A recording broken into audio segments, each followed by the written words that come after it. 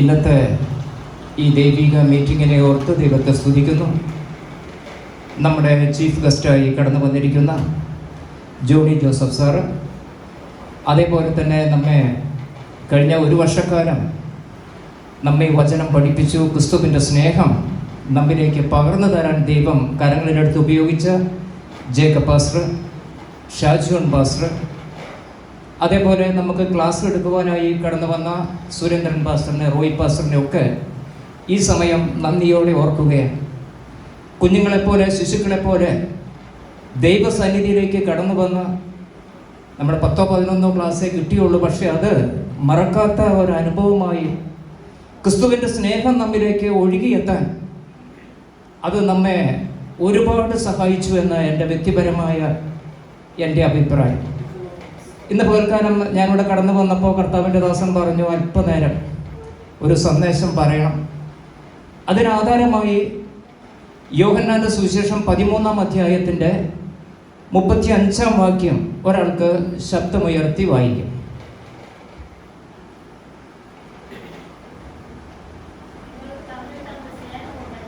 നിങ്ങൾക്ക് തമ്മിൽ തമ്മിൽ സ്നേഹമുണ്ടെങ്കിൽ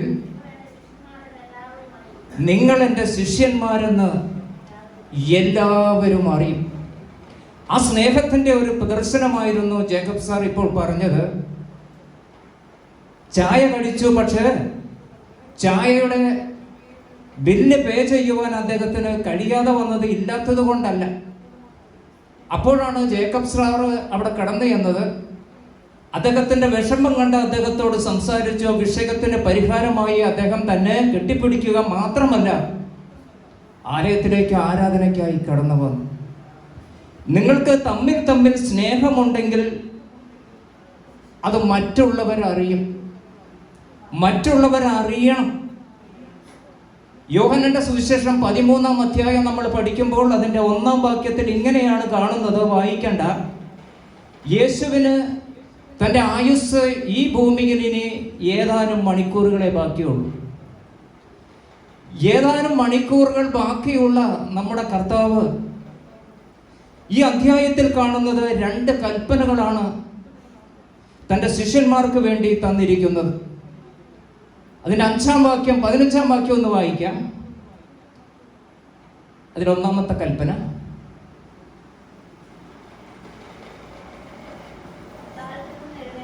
അത്താഴത്തിൽ നിന്ന് എഴുന്നേറ്റ് വസ്ത്രം ഊരിവെച്ച്, തൻ്റെ മേൽവസ്ത്രമാണ്, തൻ്റെ കോട്ടാണ് ഊരിവെച്ചത്, ഊരിവെച്ച് ഒരു തുവർത്ത് അരയിൽ ചുറ്റി ശിഷ്യന്മാരുടെ പാദങ്ങൾ കഴുകി ആ തുവർത്ത് കൊണ്ട് തുവർത്തിയതായി നമുക്ക് കാണുവാനായിട്ട് കഴിയുന്നു. കർത്താവ് ഈ അധ്യായത്തിൽ തന്നിരിക്കുന്ന 1-ാമത്തെ കൽപ്പന തൻ്റെ ശിഷ്യന്മാരുടെ പാദങ്ങൾ കഴുകി, ആ തുവർത്ത് കൊണ്ട് അവരുടെ പാദങ്ങൾ തുവർത്തി. നമുക്കറിയാം ആ ശുശ്രൂഷ കർത്താവ് എന്തുകൊണ്ട് ചെയ്തു. തൻ്റെ ശിഷ്യന്മാർക്ക് അത് പോരായ്കയായിരുന്നു. കാരണം അവരിൽ ആരാണ് വലിയവൻ എന്നുള്ള വലിയൊരു ചിന്ത അവരെ ഭരിച്ചിരുന്നു. ദൈവസ്നേഹത്തിന് തടസ്സമായി നിൽക്കുന്നത് നമ്മുടെ ഈഗോയാണ്, നമ്മുടെ സ്വയമാണ് എന്ന് ശിഷ്യത്വത്തിലേക്ക് കാലെടുത്ത് വയ്ക്കുന്ന ഒരാൾ തിരിച്ചറിഞ്ഞിരിക്കണം. നമ്മുടെ ഈഗോയ്ക്ക് കാരണം നമ്മുടെ അഹങ്കാരം. നമ്മുടെ അഹങ്കാരം കുറച്ചാൽ നമുക്ക് ഈഗോ ഉണ്ടാവില്ല. സഭകളിലും കുടുംബങ്ങളിലും വഴക്കുണ്ടാകുന്നതിന് കാരണം ആർഗ്യുമെൻ്റാണ് എന്നുള്ള കാര്യം നമ്മൾ മറന്നു പോകരുത്. നമ്മുടെ വെറുതെയുള്ള തർക്കങ്ങൾക്ക് കുടുംബത്തിലാണെങ്കിലും സഭയിലാണെങ്കിലും പോകരുത്. ഒരു ശിഷ്യന്റെ ജീവിതത്തിൽ അത് ചേർന്നതല്ല എന്ന് കർത്താവ് ഇവിടെ പഠിപ്പിക്കുക. കർത്താവ് ചെയ്തു തരാത്ത ഒരു കാര്യം, നമുക്ക് ചെയ്യുവാൻ കഴിയാത്ത ഒരു കാര്യം കൽപ്പനയായി നമുക്ക് തരുന്ന ഫറവോനല്ല. ഞാൻ ചെയ്ത് കാണിച്ചതുപോലെ, ഞാൻ ചെയ്തതുപോലെ ഒന്ന് നമ്മൾ ചെയ്യേണ്ടത്, യേശു ശിഷ്യന്മാരുടെ പാദങ്ങൾ കഴുകി. ഗുരുവും കർത്താവുമായ ഞാൻ നിങ്ങളുടെ പാദങ്ങൾ കഴുകിയെങ്കിൽ, ഒന്ന് കർത്താവ് ഗുരുവാണ്, ടീച്ചറാണ്. 2 താൻ കർത്താവാണ്. ഗുരുവും കർത്താവുമായ യേശു ശിഷ്യന്മാരുടെ പാദം കഴുകിയത് കൊണ്ട് അവൻ സ്ലേവായി മാറിയില്ല. അവൻ കർത്താവാണ്, അവൻ അവരുടെ ടീച്ചറാണ്. ദൈവമക്കളെ, യേശു തൻ്റെ ശുശ്രൂഷയിൽ അവരെ പങ്കാളികളാക്കുകയാണ്, അവരെ പാർട്ട്നേഴ്സ് ആക്കുകയാണ്. യഥാർത്ഥത്തിൽ ഒരു ശിഷ്യൻ ചെയ്യേണ്ടത്, ഇന്ന് നമുക്കറിയാം, നമ്മുടെ ഈ G10 ക്ലാസ്സിൽ ആ ശുശ്രൂഷകളിൽ പ്രിയപ്പെട്ട ദൈവദാസന്മാർ ആ ശുശ്രൂഷകളിൽ നമ്മെയും പാർട്ട്നേഴ്സ് ആക്കുന്നതാണ് നമുക്ക് കാണുവാനായിട്ട് കഴിയുന്നത്. ഇന്ന് പകൽക്കാലം ആ പങ്കാളിത്തം വഹിക്കുവാൻ സ്വർഗത്തിലെ വലിയവനായ ദൈവം ഈ G10 ക്ലാസ്സിനെ കരങ്ങളിലെടുത്ത് ഉപയോഗിച്ചതിനായി നമുക്ക് കരങ്ങൾ അടിച്ചുകൊണ്ട് നമ്മുടെ കർത്താവിനൊന്ന് മഹത്വം കരയട്ടെ. രണ്ടാമതായി കർത്താവ് നമുക്ക് ഒരു കൽപ്പന തരുന്നത്, നമ്മൾ യോഹന്നാന്റെ സുവിശേഷം 13:35 അധ്യായത്തിൽ വായിച്ചു, ഞാൻ നിങ്ങളെ സ്നേഹിച്ചതുപോലെ. എവണ്ണമാണ് ശുശ്രൂഷിക്കേണ്ടത്?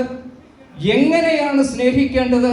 ഉത്തരം ഒന്നേ ഉള്ളൂ, യേശു എന്നെ നമ്മെ ശുശ്രൂഷിച്ചതുപോലെ. 2, യേശു നമ്മെ സ്നേഹിച്ചതുപോലെ സ്നേഹിക്കുവാൻ നാം കടപ്പെട്ടിരിക്കുന്നു.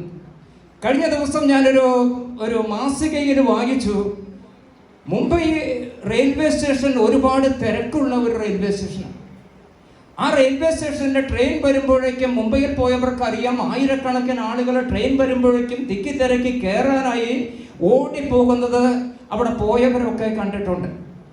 അപ്പോൾ അങ്ങനെ തിരക്ക് പിടിച്ച് ട്രെയിൻ വന്നപ്പോൾ ട്രെയിനിൽ കയറുവാൻ വേണ്ടി, സീറ്റ് കിട്ടുവാൻ വേണ്ടി ഓടിപ്പോയവരുടെ കൂട്ടത്തിൽ അവിടെ കണ്ണിന് കാഴ്ചയില്ലാത്ത, അല്പം മാത്രം കാഴ്ചയുള്ള ഒരു പെൺകുട്ടി ആപ്പിൾ കൊട്ടയുമായി കച്ചവടത്തിനായി, ജീവിതത്തിന് വേണ്ടി ജീവിക്കുവാനായി ബിസിനസ് ചെയ്തുകൊണ്ട് അവിടെ ഇരിക്കുന്നുണ്ട്. ഒരാളൊരു ട്രോളിയുമായി വന്നു. അദ്ദേഹത്തിൻ്റെ ട്രോളി ആ ആപ്പിൾ കൊട്ടകൾ തട്ടി, അത് മറിഞ്ഞുപോയി, അത് ഉരുണ്ടുപോയി, ആളുകൾ അത് ചവിട്ടി, ചിലതൊക്കെ പൊട്ടിപ്പോയി. എല്ലാവരും ട്രെയിൻ കയറി യാത്ര തിരിച്ചപ്പോൾ ഈ കുഞ്ഞ് ഉറക്കെ കരഞ്ഞു. അവൾക്ക് കാഴ്ച പരിമിതിയുള്ള കുട്ടിയാണ്. അവളുടെ അമ്മ ചെയ്തുകൊണ്ടിരുന്ന ഒരു ജോലിയാണ് അവർ ചെയ്തുകൊണ്ടിരുന്നത്. അമ്മ ഇപ്പോൾ രോഗിയായി ജോലി ചെയ്യാൻ വയ്യാതെ ഇരിക്കുമ്പോൾ അമ്മയെ നോക്കേണ്ട ഉത്തരവാദിത്തം കണ്ണിന് പരിമിതമായ കാഴ്ചയുള്ള ആ പെൺകുട്ടിക്ക് ഉണ്ടായിരുന്നു. അവൾ ഉറക്കെ കരഞ്ഞു. ട്രോളി ഭാഗമായി പോയ ആ നല്ലവനായ മനുഷ്യൻ അവിടെ തിരിഞ്ഞു നിന്നു. അദ്ദേഹം ആപ്പിളുകളെല്ലാം, ട്രെയിൻ പോയി, ആപ്പിളുകളെല്ലാം എടുത്തു. അത് കേടുവന്നത് മറ്റുള്ളവർ ചവിട്ടിയിട്ടും ചതഞ്ഞും കേടുവന്ന ആപ്പിളെല്ലാം മാറ്റിവെച്ചു. നല്ല ആപ്പിളുകൾ തുടച്ച് ആ കുട്ടയിലിട്ടു. അവളോട് ചോദിച്ചു, മോളെ, എത്ര രൂപയ്ക്കാണ് നീ ഈ ആപ്പിൾ വിൽക്കുന്നത്? അവൾ പറഞ്ഞു, കിലോ 150 വില. അദ്ദേഹം ചവിട്ടി പൊളിഞ്ഞു പോയ ആപ്പിളുകളൊക്കെ എടുത്ത് തൂക്കി നോക്കി അതിൻ്റെ കാശ് അവൾക്ക് കൊടുത്തു. ബാക്കിയുള്ളത് നിനക്കത് വിൽക്കാൻ കഴിയുമെന്ന് പറഞ്ഞു. അവളത് അംഗീകരിച്ചു. അവൾക്ക് സന്തോഷമായി. അദ്ദേഹം ട്രോളി എടുത്ത് പതുക്കെ നീങ്ങിയപ്പോൾ ആ കുട്ടി ഇങ്ങനെ സാർ സാർ എന്ന് വിളിച്ചു. അദ്ദേഹം തിരിഞ്ഞു നിന്നപ്പോൾ ചോദിച്ചു, സാർ യേശുവാണോ? അദ്ദേഹം തിരിഞ്ഞു നിന്നപ്പോൾ ചോദിച്ചു, സാർ യേശുവാണോ? നീ എന്താ മോളെ അങ്ങനെ ചോദിച്ചേ? ആ പെൺകുട്ടി ഇങ്ങനെ പറഞ്ഞു, എൻ്റെ അമ്മ എന്നോട് എന്നും പറയാറുണ്ട്, നിന്റെ ജീവിതത്തിൽ നിനക്ക് സഹിക്കാൻ കഴിയാത്ത വല്ല പ്രയാസങ്ങളും നീ നേരിടുമ്പോൾ നീ യേശുവിനെ വിളിച്ച് കരയണം. അമ്മയ്ക്ക് ചെലവിന് കൊടുക്കേണ്ട, തനിക്ക് ചെലവ് കഴിക്കേണ്ട, വേറെ വരുമാനമില്ലാത്ത ആ പെൺകുട്ടി യേശുവിനെ വിളിച്ച് കരഞ്ഞു. കണ്ണുകൊണ്ട് ശരിക്ക് ആപ്പിളിന് വില കൊടുത്ത മനുഷ്യനെ അവർക്ക് ശരിക്ക് കാണുവാനായിട്ട് കഴിയുന്നില്ല. പക്ഷെ അവര് ചിന്തിച്ചു, അത് യേശുവാണ്. നീ വിളിച്ചാൽ ഇറങ്ങി വരുന്ന ഒരു യേശുവിൻ്റെ സ്നേഹം മറ്റുള്ളവർക്ക് കാണത്തക്ക രീതിയിൽ ഈ ലോകത്തിൽ നമ്മെ ആക്കി വെച്ചിരിക്കുന്ന മേഖലകളിൽ കർത്താവിൻ്റെ ശിഷ്യനെന്നുള്ള ആ നിലവാരത്തിലേക്ക് ഉയർന്നു വരുവാൻ നമുക്ക് കഴിഞ്ഞില്ലെങ്കിൽ നമ്മുടെ G10 ക്ലാസ് കൊണ്ട് യാതൊരു പ്രയോജനവുമില്ല. കർത്താവ് കൽപ്പനയായി 2 കാര്യങ്ങളാണ് തന്നത്. ഒന്ന്, ഞാൻ നിങ്ങളുടെ കാല് കഴുകിയതുപോലെ നിങ്ങൾ അന്യോന്യം കാൽ കഴുകേണ്ടതാകുന്നു. ശുശ്രൂഷയുടെ മാഹാത്മ്യം കർത്താവ് അവിടെ പഠിപ്പിക്കും. പക്ഷെ നമുക്ക് തോർത്തെടുക്കാനൊന്നും നമുക്ക് പറ്റില്ല. നമുക്കതൊക്കെ ലജ്ജാകരം. നമുക്ക് വേണ്ടത് പദവിയാണ്, നമുക്ക് വേണ്ടത് സ്ഥാനമാണ്. ഇന്ന് അങ്ങനെയുള്ളൊരു ഓട്ടത്തിലാണ് ദൈവദാസന്മാരും ദൈവമക്കളും ആയിരിക്കുന്നത്. നമുക്ക് പലതിനും വാദപ്രതിവാദങ്ങൾ ചെയ്യുന്നു. ഞാൻ മറ്റൊരു പുസ്തകത്തിൽ വായിച്ചു, എൻ ക്ലീറ്റസ് എന്നാണ് അദ്ദേഹത്തിൻ്റെ പേര്. ഇലക്ട്രിസിറ്റി ബോർഡിലെ ഒരു എഞ്ചിനീയർ ആയിരുന്നു അദ്ദേഹം. അദ്ദേഹത്തിൻ്റെ വീട്ടിലൊരു ഭക്തൻ കടന്നു ചെന്നപ്പോൾ അവിടെ ബോർഡിൽ എഴുതി വെച്ചിരിക്കുന്നു എൻ ക്ലീറ്റസ്. അദ്ദേഹം അതിൽ എഴുതിയത് ഫൂൾ ഫോർ ക്രൈസ്റ്റ്, യേശുക്രിസ്തു നിമിത്തം ഭോഷൻ എന്ന് ആ ബോർഡിൽ എഴുതി വെച്ചു. പ്രിയപ്പെട്ടവരെ, നമുക്ക് ആ രീതിയിലേക്ക്, യേശുക്രിസ്തു നിമിത്തം ഭോഷൻ എന്നുള്ള ആ നിലയിലേക്ക് നമുക്ക് താഴുവാനും മറ്റുള്ളവരെ അംഗീകരിക്കുവാനും നമ്മുടെ സ്വയത്തെ അല്ലെങ്കിൽ ആ സ്വയത്തിൽ നിന്ന്, ഈഗോയിൽ നിന്ന് സ്വാതന്ത്ര്യം നേടുവാനും നമുക്ക് കഴിഞ്ഞുവെങ്കിൽ മാത്രമേ ഈ ക്ലാസ് കൊണ്ട് നമുക്ക് പ്രയോജനമുണ്ടാകും. മറ്റുള്ളവർ നമ്മെ നോക്കി വിളിച്ചിട്ടുണ്ടോ, താങ്കൾ യേശുവാണോ എന്ന് ചോദിച്ചിട്ടുണ്ടോ? ഇന്ന് പകൽക്കാലം ഒരു നിമിഷം നമുക്ക് കണ്ണുകളെ അടയ്ക്കാം. 3 കാര്യങ്ങളാണ് ഈ അധ്യായത്തിലൂടെ ഞാൻ നിങ്ങളോടൊന്ന് പറഞ്ഞത്. അത് രണ്ടും കൽപ്പനയാണ്.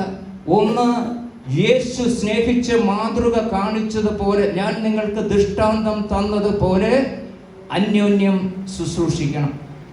2, യേശു നമ്മെ സ്നേഹിച്ചതുപോലെ തമ്മിൽ ശുശ്രൂഷിക്കണം. മാത്രമല്ല, മറ്റുള്ളവർക്ക് ഞാൻ യേശുവാണ്, യേശുവിൻ്റെ സ്നേഹം എന്നിലുണ്ട്, യേശുവിൻ്റെ കരുതൽ എന്നിലുണ്ട് എന്ന് മറ്റുള്ളവർക്ക് ബോധ്യം വരത്തക്ക രീതിയിൽ യേശുവിൻ്റെ സാക്ഷിയാകുവാൻ ഈ ക്ലാസ് നമ്മെ സഹായിക്കട്ടെ. 3 എനിക്ക് പറയുവാനുള്ളത്, നമ്മുടെ സ്വയത്തിൽ നിന്ന്, അതിന് അഹങ്കാരമാണ് കാരണം.